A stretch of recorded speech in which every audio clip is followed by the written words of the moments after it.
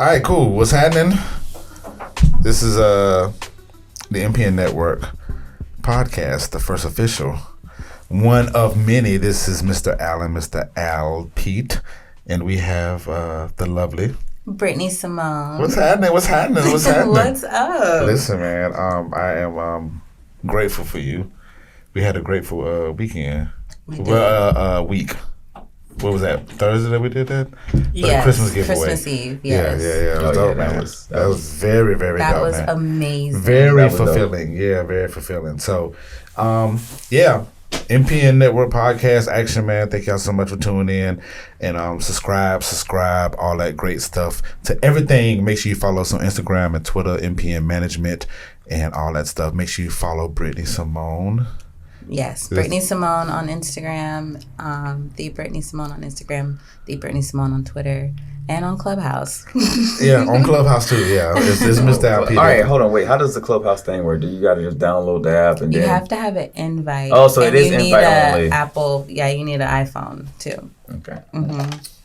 It ain't exclusive as it. Of course. But they give off the appeal of that, and that's what draws everybody in. True. So they did the smart it's thing. They did their part. Now it is. Next thing you know, people with Android's gonna have it. So yeah, what I've been saying. Without further ado, we have our guest in the house, the king in the building. I'm gonna let him introduce himself, man. He does a great job. Does it? Yes, you do. All right. Well, the name is Mr. Walker. Some people call me LRK. Some people call me LRK Chronicle. You know, I go by many aliases and AKAs, whatever, but name is Marquise Walker. Of course, LRK Chronicle is the artist name, photographer name, and all that. LRK is the business that I represent as far as with my people. So yeah, as far as social media, respect Mr. Walker on everything. Facebook, Twitter, Instagram, Snap. Exactly. It's something I live by. Respect Mr. Walker, and we will have no issues. Like none whatsoever. Everything will be cope and steady. Word. Well, listen, sir, this is an honor for sure for you to be interviewing you, especially next to Brittani Simone. I am very interested into how this is going to flow, and I know it's going to be dope, man. It's going to be a good time. Yeah. So, hold on. My introduction to Brittani was the write-up that she did with Fred on his amazing album. Mm-hmm. You know, shout out to Freddie Bricks. Yes, sir. He's in the building. But yeah, that's how I got my introduction to you, and I was like, yo, the amount of detail that she put into this, I can tell this was something like you really love doing. And I was like, all right. And then the write-up that you had did on your Safer video, I was like, oh yeah. Yeah. Very detailed, man. Very detailed, very intentional. Thank you so much. I appreciate that. Yeah. I just love, I'm not a musician, I'm not an artist, but I love to pull out the perspective and the intent behind these projects that you all create. So that's what gets me excited about writing and featuring your work. It's another way to express yourself, and I'm all about that. Right. So I just kind of want to just dive into, New project. The new project. Let's go. Yeah, let's go there. Yeah, the new project, man. That's exactly how the title came about. Yeah. Really? For real? Yeah. Dead ass. Really? Yeah. Dead ass. That's how the title was thought of and everything. That's why, if you could tell, like within the last couple months, I every now and then just kept saying message. I've been had that in my mind. I was like, it's like that urgent feeling. Yeah. And just from the title alone, you can tell like this album is 10 tracks, and 10 tracks, right? 10 tracks, and the title of the project is nostalgic, and the album, the beats, the everything behind it, even some of your cadences are just true to old school hip hop. So the title's nostalgic, the beat's nostalgic. Was that intentional? Yeah, that's just me to the core. That's nostalgic feeling, 90s, old school hip hop. I'm a student of the game all day, through and through. Like, yeah, of course I listen to new people like J. Cole's and the Kendricks and the Drakes and stuff like that. But I also have studied from the people of LL's, the Rakims, even Hove when he was back during the earlier days, Wu-Tang, just a lot. And then I pull from so many sources from the help of my dad, because he was also bred up on hip hop. But he's more, the Southern guy. So he was the one that put me on the Cash Money when they first, and Master P and them when they first, Mr. Ice Cream Man and all that. Your dad, really? Yeah. Train up a child in the way that and the funny thing about it was, my father used to like rap as well, and I never knew that like prior to. Yeah. So did you just find that out, or how did that work when it came to you rapping? I'm trying to word it right. Yeah. But like, so I'll use me as an example. When it came to DJing, like I was well into DJing and then found out that my dad was a DJ.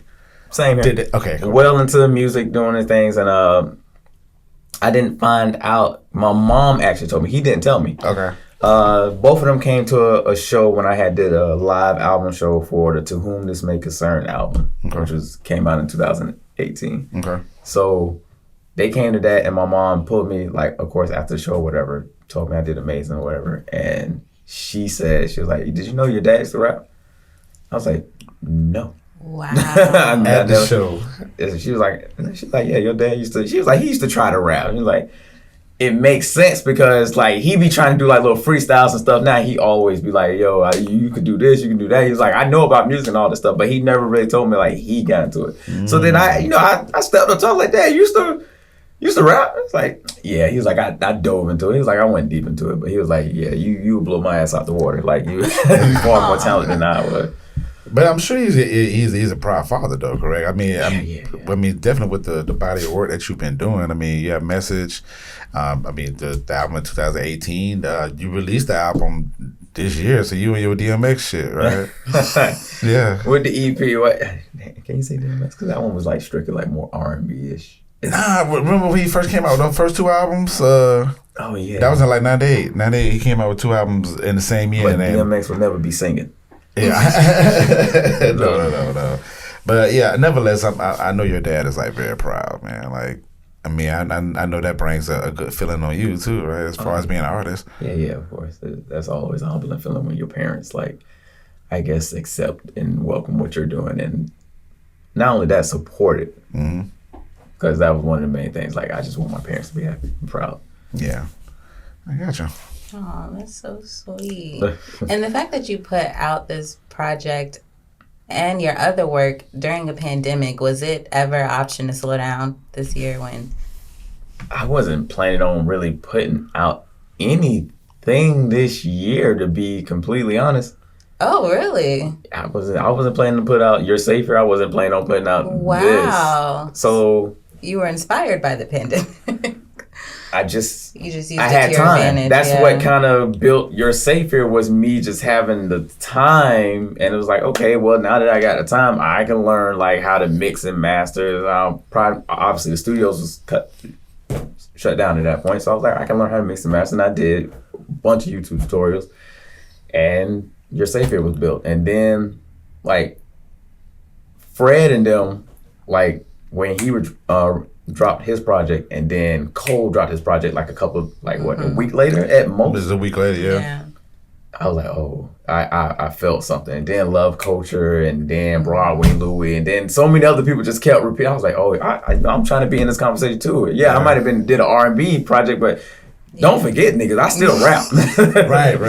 And then Pete too. So it's like, man, yeah, and Pete, bro, you probably had the best. Like, I think I said that on Twitter literally today. Like, you got the best album this year. Oh, I appreciate it, man. Yeah. I thank you, man. And that's the thing. I wasn't expecting to drop this album too. I mean, I did G4.0 in January, but I wasn't expecting to do that either, man. So it's definitely an honor. But it is great to have this body of work, like all these bodies of work. Like, it seemed like from the summer to like now, like everybody had these projects, and everybody stood differently. And you definitely stood in your right and in your lane. I do feel like Message is going to be the same thing. So definitely, it's definitely going to be that. You know what I'm saying? That standalone. And then when I say standalone, I'm saying that respectfully. I'm saying like, because Broadway Louie definitely has his album is definitely a standalone album. Like, it stood there. Fred definitely has like. I told Fred he's shaking up the whole culture with this. And he was just like, yeah, the heckler laugh that he do. But like, you know, when he did that, I was like, damn, all right, cool. Boom, boom, boom, boom. And then, you know, when you dropped yours. And then I think you went further with your work when you was doing the You're Safe Here, like, series. Yeah. So, it's, you know, explain that. Are we going to see that for Message? What's your plan for the visualization? What's your plan, brother? Probably, I want to probably more so attack this one just like as a actual album and do the videos and stuff of that. Whereas You're Safe Here was more so like just storytelling, and it kind of helped me branch out into other creative directions and what I may even be involved in. It inspired me and made me see things and like, okay, I could see myself doing these things in different lights and doing, like I said before, a creative rollout for maybe another artist. It got me interested in doing behind the scenes more so as just even the music. With this one, I actually want to focus more so on the music. Like, I want to do the visuals for it. I want to do all that for it. But I'm probably not going to do a lot of visuals, I'm going to be honest. Really? Yeah, because I might be moving on. I'll be moving on so quick, unfortunately. And I think it's just the mind of just a creative. It's like, it's so hard. Like, all right. Like at least 2 or 3, right? I'll be honest. I've released Bright Nights, which was my first official, like, full-length project. Bright Nights, then Coming to Fall, which was the project that I released 2 days before my son was born. To Whom This May Concern, and then You're Safe Here. Only one of those I listen to still to this day, like, fully, and I don't judge myself. Coming to Fall. That's the only project that I listen to, like, fully, no issues. Like, I don't, like, critically, like, attack myself. It's like I can listen to it. But I also knew I was at a different place at that time because, like I said, my son coming, I'm a new father. It was so many emotions, so you could hear that hunger and everything in the music. And To Whom This May Concern is kind of like that same thing that was built from that. But like I said, I'm hard on myself, so the mixing and mastering kind of got in the way of that one. And a little bit of the same with You're Safe Here because I personally mixed and mastered that. Well, I wouldn't say I mastered it, I just mixed it. And it was more so like, that's R&B, and it's so hard to mix R&B vocals. And I didn't learn that until it was too fucking I was about to say that was your first dive, though, right? Yeah, that was my first dive into that shit. So, like, when I was frustrated myself to the point. That's a hell of a dive. That's a hell of a damn dive. Yeah, so that shit there was like, oh my God. And each vocal, each time, like, I probably got 40 different of the same track, 40 different files of the same track. From just doing it over. No, it don't sound right in the car. Oh, it don't sound right on the Bluetooth speaker. Oh, it don't sound right in the headphones. No, I gotta make sure it sounds right everywhere. Yeah, so that was a horrible introduction, but a grateful one. yeah, for sure. I mean, but that it sounded like it didn't take that much effort to do Message. Cause I mean, the album Message. I mean, coming off that learning process. I mean, think about it. You did the visuals as well too, brother. Like, I mean, you put like full length, like. Right. Visuals to this. Like, it wasn't like an album. I mean, like, you know, a regular video or nothing like that. It wasn't. It was the vibe and that you try to get from a song when you listen to it. You pulled that out aesthetically with your vision, and even with You're Safe Here, it was just like, my gosh, like it was just so black and it was just so beautiful and it was just it felt good and it looked good. So well, thank you.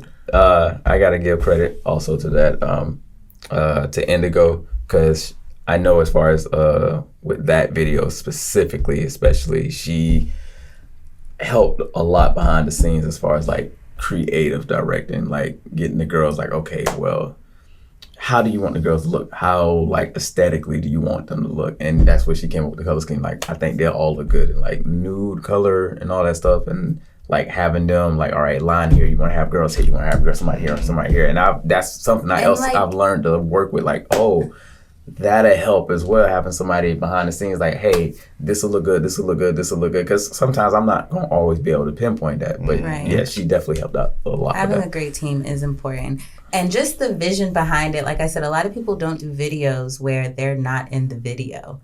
And I think it's a risk, but for you, it was just like a beautiful reward. Like, I didn't, not that you don't want to see you, I didn't miss you. Like, the story was so good, and then the visuals that matched along with it. It's just everything you were singing about, I could see how that could be important to you, how having Black women in these experiences and exposures are impactful to you. And it was like, you don't see, a lot of artists they don't do that with their visuals. Everyone wants to be in. Listen, for me being an artist, I've always wanted to not be on the cover and not be in the videos and just produce the music. I mean, just like do the music. Really? Always. But unfortunately, fortunately, I guess, I know that this stuff, I know that, my face sells, you know what I'm saying? And I know that's the draw to people, listening to it, whatever. It's a risk, but it really worked in your favor. That was very creative. Yeah, I'm the same with Pete on that. I can live without myself being in any of my videos, honestly. Like, to be totally, I'd rather be behind the scenes anyways, because I feel like I am the one that can capture my vision the best. And like I said, with Your Savior, it worked out perfectly. Now with Message, I want it to be more like in your face, because what I'm saying needs, it's like I said, it's a more urgent feeling. Mm-hmm. This is the first project that I recorded and released within the same year. Most other projects, most of the songs on the album or EPs or whatever were older. Like, they probably was 2 to 3 to 4 years old. Like Bruce Wayne, I remember telling you, like, Bruce Wayne was a 4-year-old song that I recorded like back in 2016. I just put it out this year. Mm-hmm. So it's only literally 2 songs on this project that are older tracks, which is Preach, that I already had my verse recorded. Awkward recorded his verse this year. And I think that track was like 2 years old. And I had another verse on it. I was like, the first verse was just like, it's mid, it's all right. And I was like, I really love the second verse. I was like, I'll keep the second verse and just have somebody with the first verse. And Ready or Not, of course, was another track which I had already released. Only thing different is I got it now finally like mixed and mastered properly, so it sounds different now. So yeah, those are only 2 songs. Every other song is I recorded within like a week, maybe 2. Really? Oh yeah, it ain't take me no time to record them songs. Recorded them right at the house.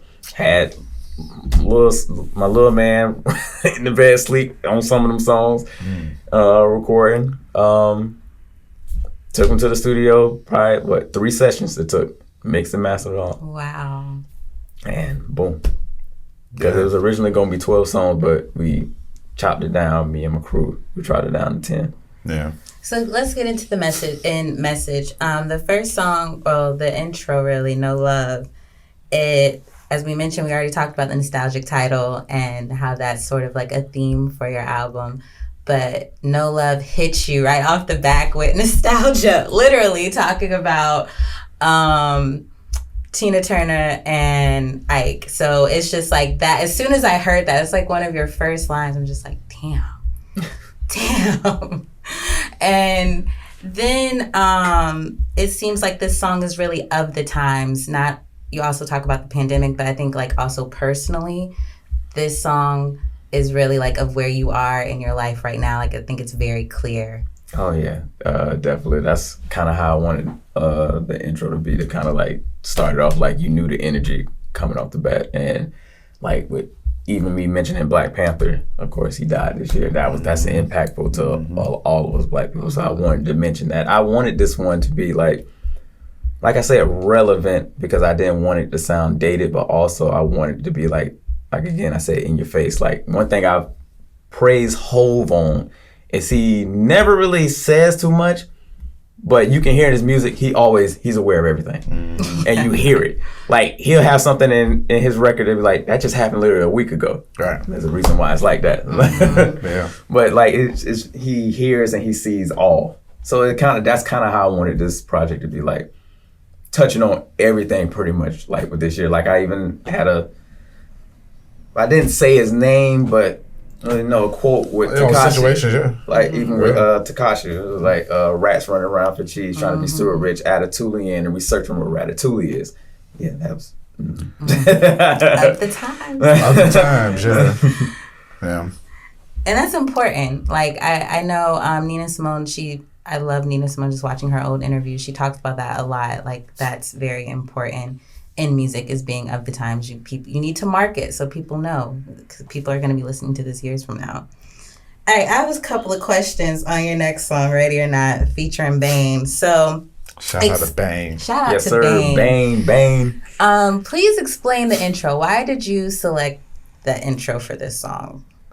Oh, the training day. Yes.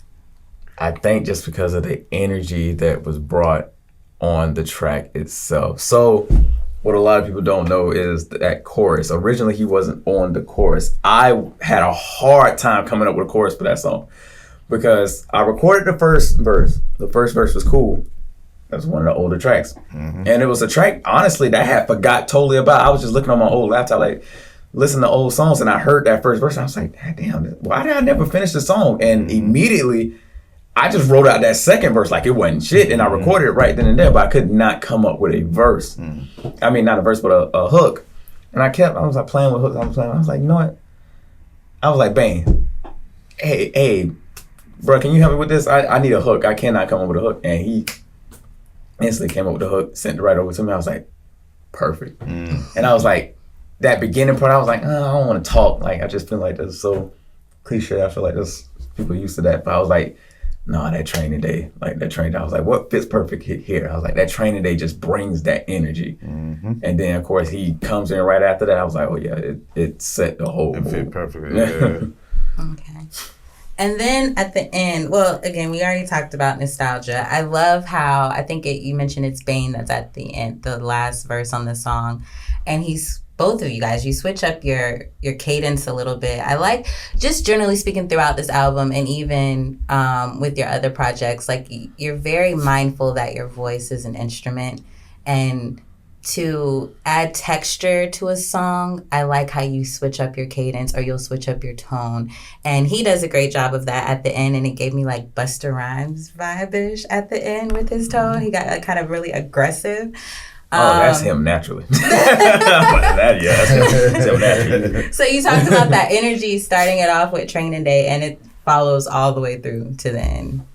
Yeah, definitely it had to. And with the voice as an instrument, like I said, that's a student. That's something I noticed Kendrick does perfectly. That's something I noticed Drake does. That's something like all the greats, I noticed like tones, like a certain tone when they want to really present what they're trying to say.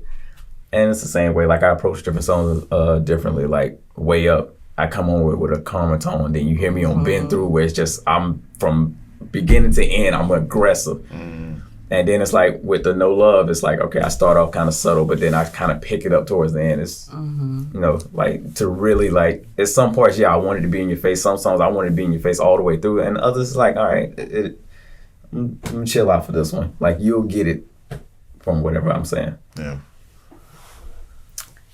I agree. Way Up, you just mentioned, I love how smooth it is. I feel like it should go on people's like road trip mixes, or like if you're a smoker, this is a great song to smoke to. Well, ain't you going on a trip? It's gonna be on yours? It definitely is. As soon as I hit the road tomorrow, I'm like, y'all need to listen to this. But I love it. You have that storytelling like lyrics to it, so I'm in tune and I'm getting a message out of it. And again, you switch up your cadence and your tone, which I think is just really creative. You do that very well on a lot of your tracks on here. Still in Love. Who did you tell me produced this song, Still in Love? All right, so with the Still in Love and the No Love intro, the 2 song tracks are produced by Logic, the rapper Logic. And how I end up getting those beats, of course, I don't know Logic personally, so I wish I could just stun on here and be like, oh, flex, subtle flex. Right. You know, I got beats from Logic, but nah. Logic has always had things about what he's wanted to like dabble in as far as production and producing and stuff like that. So for some reason, randomly out the blue, I know he hops on his Twitch a lot. This one night, I just decided to get on his Twitch. I hop on his Twitch, and he had just put out a beat pack. Went and instantly downloaded it. It's 5 tracks. Now, I still haven't listened to this day to the other 4 yet. I only heard that one, which was the first one. Played it instantly. I was like, ooh, I love it. I love it. Went on my program. I slowed it down a little bit, and I was like, okay, now it's perfect. And then that's when I just started sending it out for the ideas of everything that I had for it. And yeah, so with the Still in Love, Bane came and slaughtered that shit. He did what was needed to be done on that shit. Definitely. He did what needed to be done. He did that. Been Through. Tell me about this song, because it seems very, very personal and specific. So what was the process like with writing this song or coming up with this song? I guess this song was originally supposed to be the outro. Oh, okay. So that was the original intent for it, which is why it kind of got the message. Like, you really, like, it feel like it hits home with everything on that one. It sounds like it was important to you. Yeah, and it was, because I feel like it's something a lot of us kind of deal with, especially, like, colorism, as far as Black people, as men and women. Identification with us, just things that we all grew up with. And with that one, I really wanted to drive it home because, like I said, I got a son that looks up to me as a hero. So it's like, I can't be, involved with this evil around. I have to grow and progress for him, not only for his sake, but for his generation's sake, and for our own generation, for us. And it's like, one way that I feel like we can do that is like just love, like just loving one another. And I feel like, especially as far as Black men, because that was the real message. Like, okay, it's cool. Yeah, we create a safe space for our women. We have to do that all day. But as Black men, let's create that safe space as well for each other. Like, because in order to protect our women, we got to protect us too. Like, right. So that's one thing I really wanted to drive home, is like, yo, I love my Black brothers out there. Like, just straight like that. I ain't got to say a pause and nothing. Like, no, it's like that. It's love. And your tone, and again, it really reflects that, to the point where at the end, your voice sort of cracks, and it's just very vulnerable, and it's very sweet to listen to. So you could tell that it was like, it meant a lot to you emotionally. Oh yeah. Do you feel like that you created that space for Black men to exist like that? I feel like you do, but I just want to hear your answer on that. I mean, I feel like I'm doing what I can to kind of help with that. I feel like I'm doing what I can. I can only do so much, but as long as I feel like I'm doing the best that I can, that's all I can really ask for as far as myself. So it's difficult, man. Oh yeah, of course. It's difficult as hell. It's difficult. But nothing worth having is easy. Facts. True. All facts, but Jesus Christ. Let me tell you something, brother.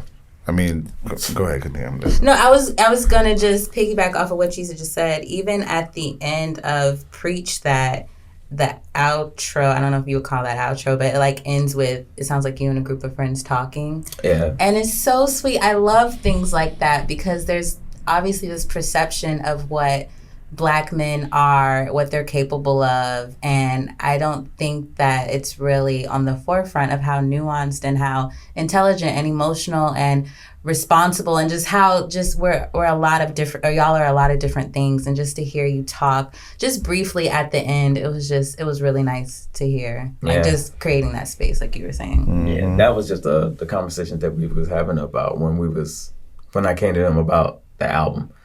And like, hey, I need y'all help, like, sequencing this album, trying to get it together. And we was there for like a few hours trying to get it. And my boy Dre was like, hey, we gonna be here all night, but we gonna get this shit right. Mm-hmm. and I love shit like that. And he was the one who was like, hey, we have to cut this song out. It ain't flowing with everything else. So yeah, but I appreciate them for that, because we create that space for each other to be like that. Mm-hmm. Yeah, we, of course, like every dude, we joke on each other, of course, like that, but it's all love at the end of the day. True.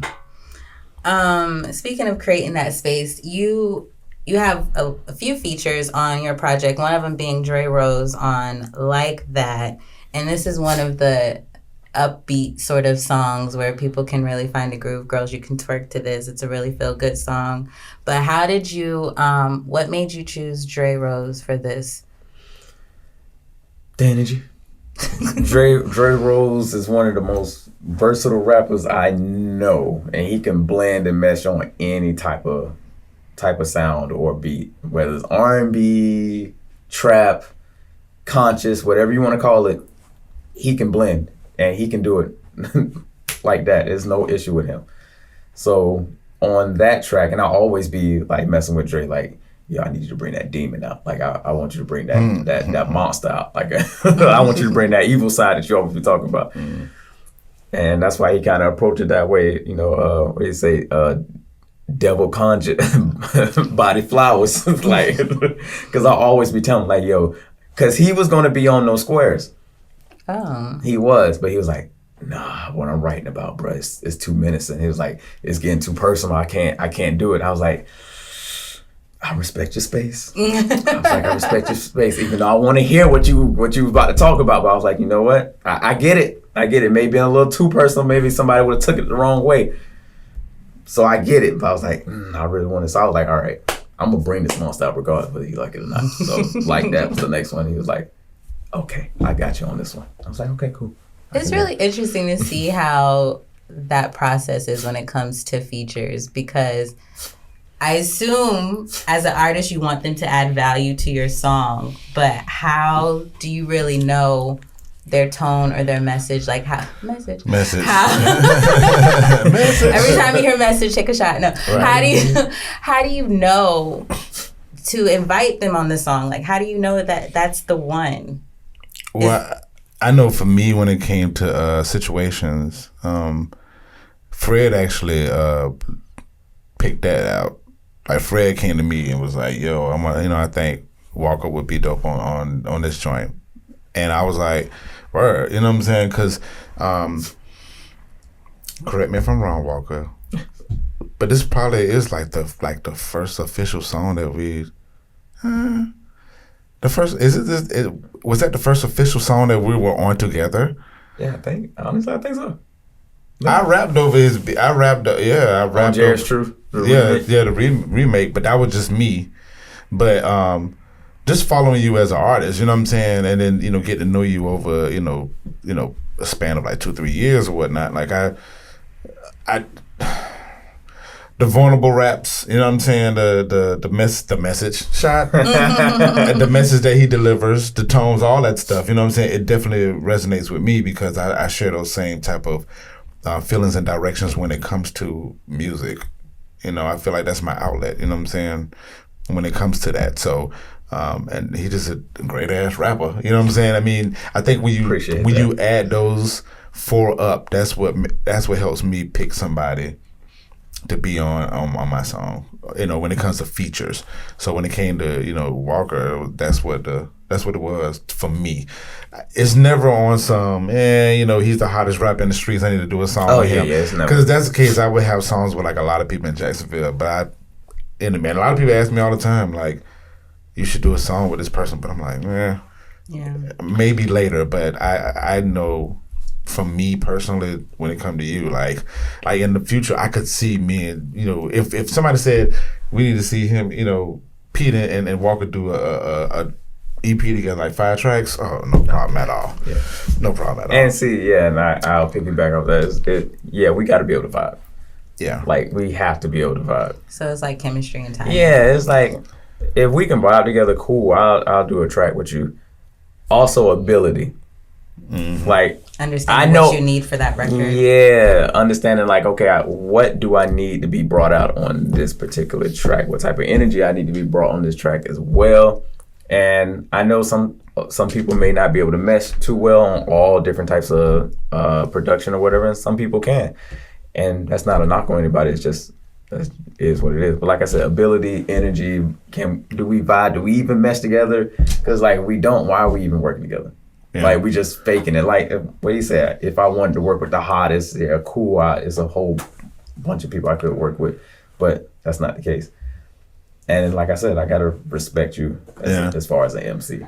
Yeah, I have to. Dot Fee on No Squares is a great feature. He has a lot of energy on that song, and I love the message too about And this song talks about like how you should move and the company you should keep, and that's very, very important, especially for the youngsters, because just social media and internet is just so big. Value in friendship and in connections, I think, gets lost. But this song really tells you like how you should move and the benefits of having someone as a friend and having someone in your circle. Yeah, definitely. That's pretty much how I approached it with. Did it kind of speak on like more of a personal situation with me? Yes.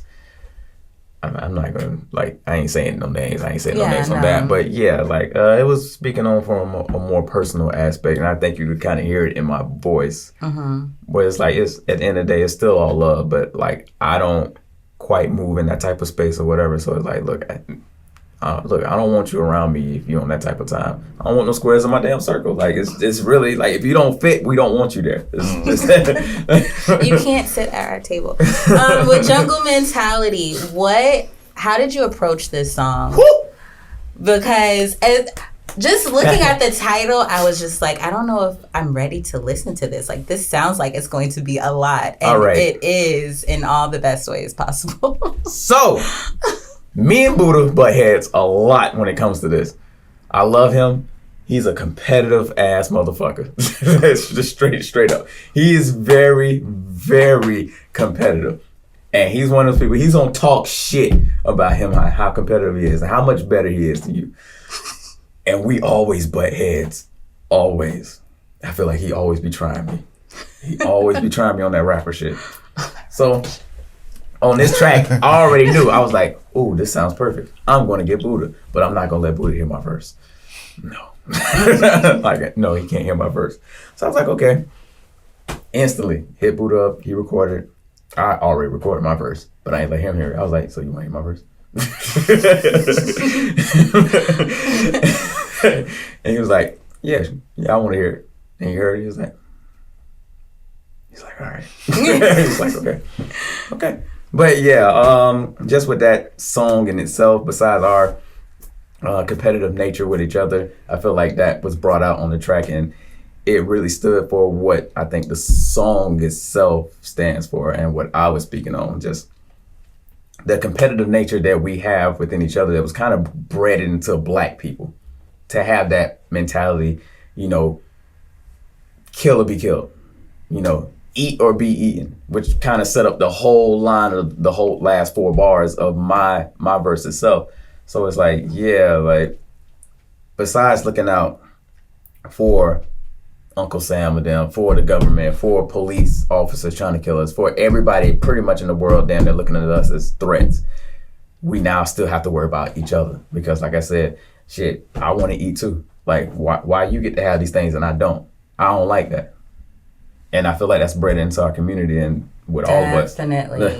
Definitely. This song, to me, it just explained the frustration and the anger behind the Black experience in Black culture. Like, it explains the frustration and anger, like you said, with these different types of situations, which I guess obviously is why you titled it Jungle Mentality. Did that come instantly to you, that title? Oh, yeah, it was instantly. Because I already knew, like, ooh, just hearing it had a gritty feel to it. I was like, yeah, I know where I want to go. It's the why behind our emotion and our action and our momentum. Yeah. And then last but not least, American Sin. Talk about nostalgia with this theme in your project and in its entirety, but this song is like 6.5 minutes. Niggas is not making long songs anymore. I was just like, and it doesn't sound long. It's not like you're tired of it. It's just, I looked back and I was just like, damn, this is like 6.5 minutes. People aren't doing that anymore. It's like 2-3 minutes. Yep. Fred did the production on the first beat, and then Juno Sedanis did the production on the second beat. Oh shit. Well, I guess it's 3 songs that were old. American Sin is actually the old song, the first half. It's a song that I already had recorded on a different beat. But I was like, I don't really talk to that producer or whatever anymore. And I'm like, it was always something missing. So I was like, okay, cool. I hit up the producer that's part of LRK.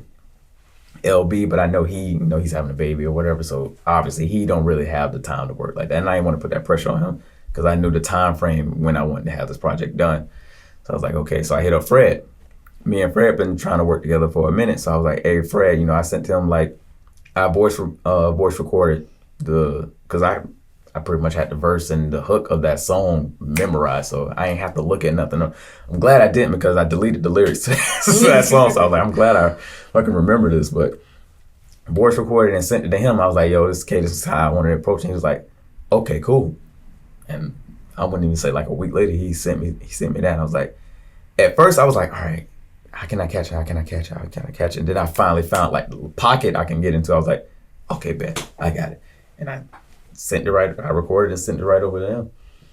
And that was the first half, but I knew I wanted to add more to that just because of everything that song is kind of talking about and the title in itself. So I was writing the second part as I'm still recording the first part of it. And I was like, okay. I already had the Juno Sedanis beat, and I was like, let me see if I can use this as like just a second half, like on some Drake Tuscan Leather type shit. Mm-hmm. So I was like, okay, beat switch, boom.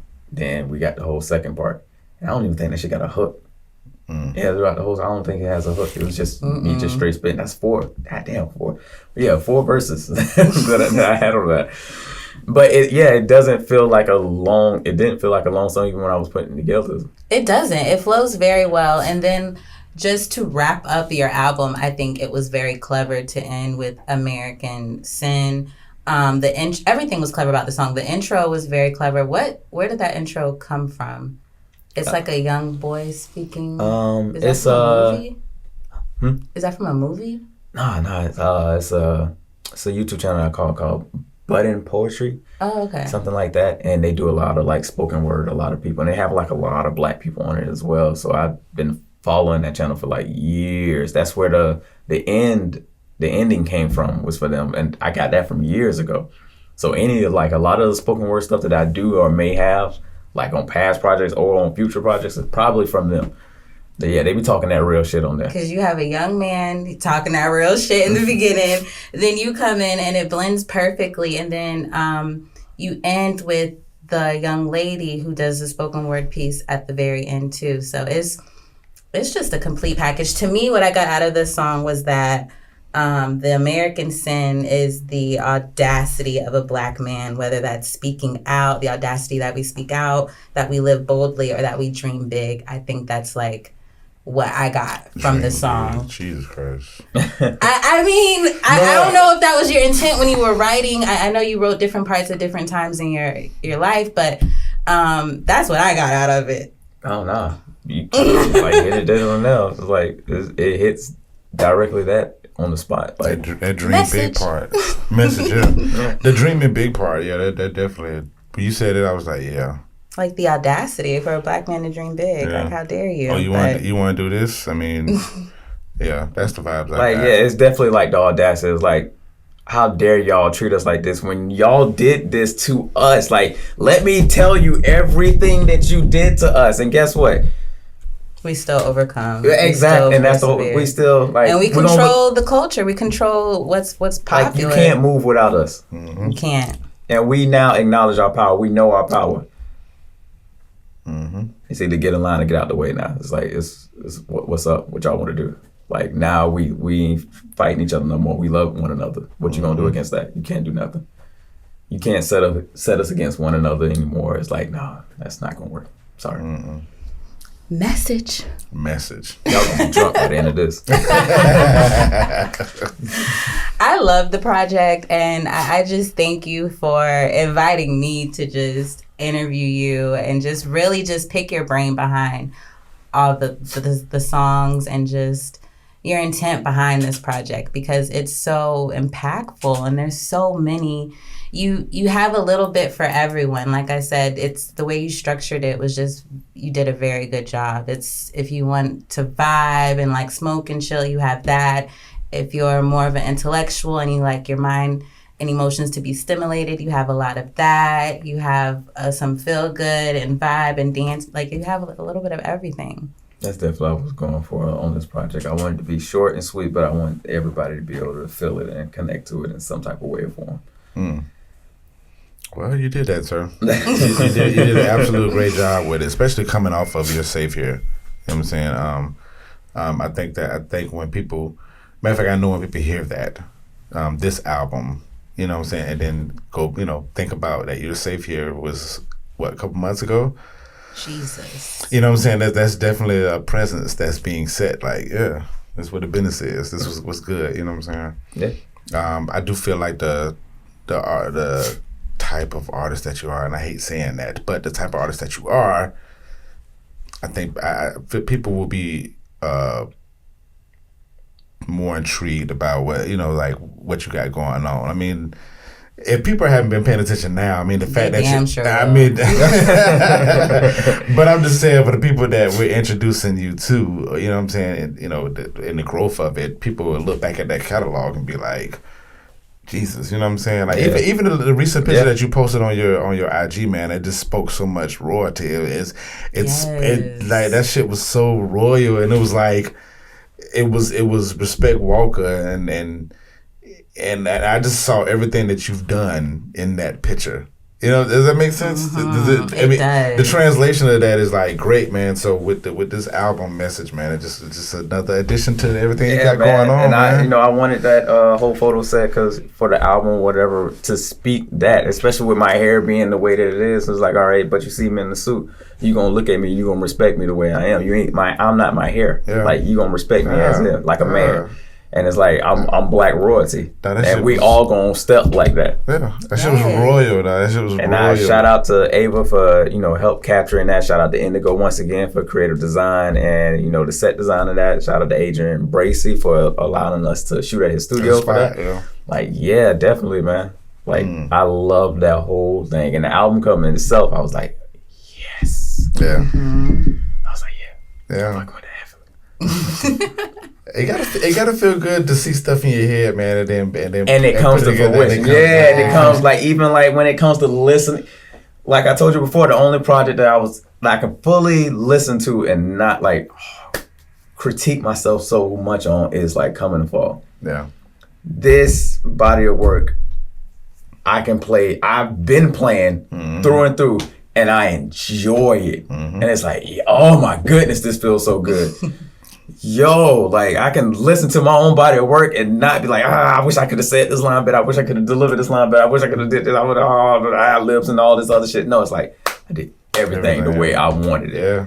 And I think it was because of the fact that I didn't really put a timeline on exactly when I wanted to release it, because when me and a couple of my friends were speaking, like Buddha and my boy Sean was speaking, like I was honestly thinking like, hey, I can hold off until I might just put out next year. But then I saw how it was all coming together, and I got the songs mixed and mastered and all this stuff. I'm like, well, I'll wait till next year. Why not just put it out this year? Mm-hmm. That's the energy I'm on. I'm like, if you want to hold off to next year, great. But it would definitely be great, dropping it here. You know what I'm saying? And I was like, especially with the steam. Like I said, back to the steam. Like the shitload of work you've been doing, brother.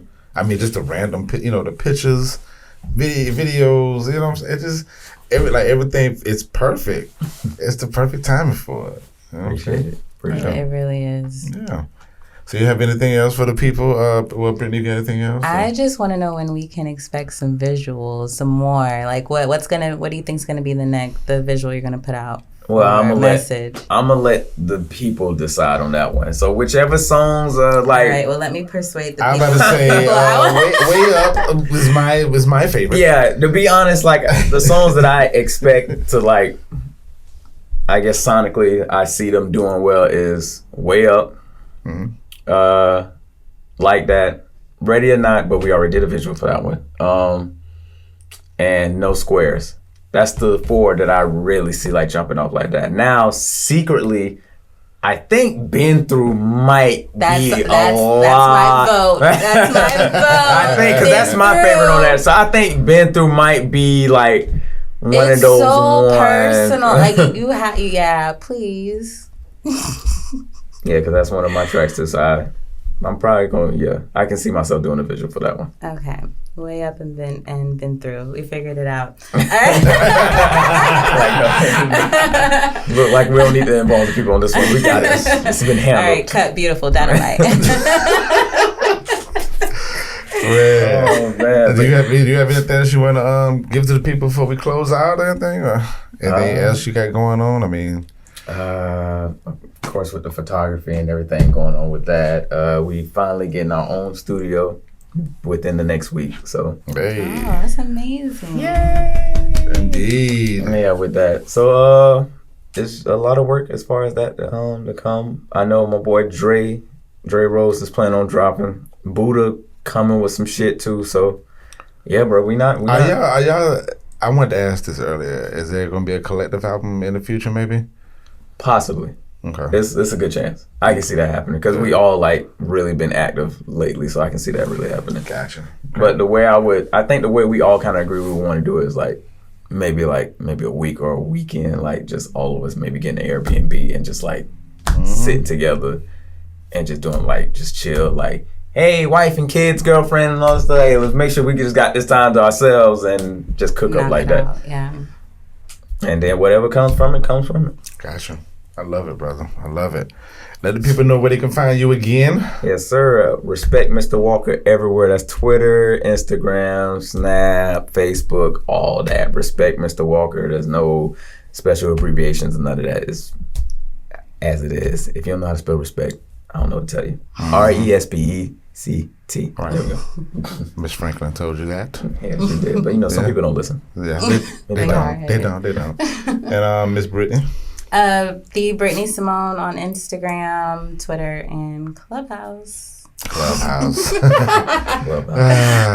Good old Clubhouse. Jesus Christ. And Mr. Al Pete, man, MRALPETE everywhere. Make sure you follow MPN Network, MPN Management everywhere.